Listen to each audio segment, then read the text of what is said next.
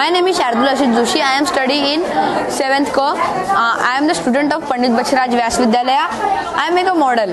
मी हे बनवलं आहे मॉडेल. आपण आता पाहतो की आग लागते आणि ती आपण फायर ब्रिगेडला बोलवतो. फायर ब्रिगेड येतपर्यंत खूप वेळ होऊन जातो.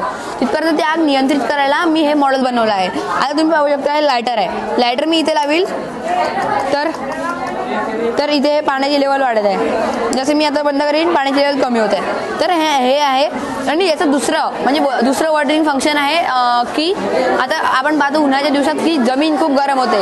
त्या जमिनीचं टेम्परेचर लक्षात घेऊन म्हणजे जर का जास्त टेम्परेचर असेल तर जास्त हे करतं आणि कमी टेम्परेचर असेल तर कमी पाणी सोडतं.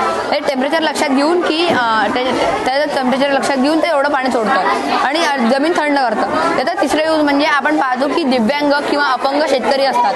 त्यांच्या हे प्रोजेक्ट खूप कामात येऊ शकतात. ज्यांच्या स्वतः शेतात पाणी टाकता येत नाही किंवा स्वतःच्या पायावर उभं राहता येत नाही त्यांच्यासाठी पण हा प्रोजेक्ट खूप महत्त्वाचा आहे.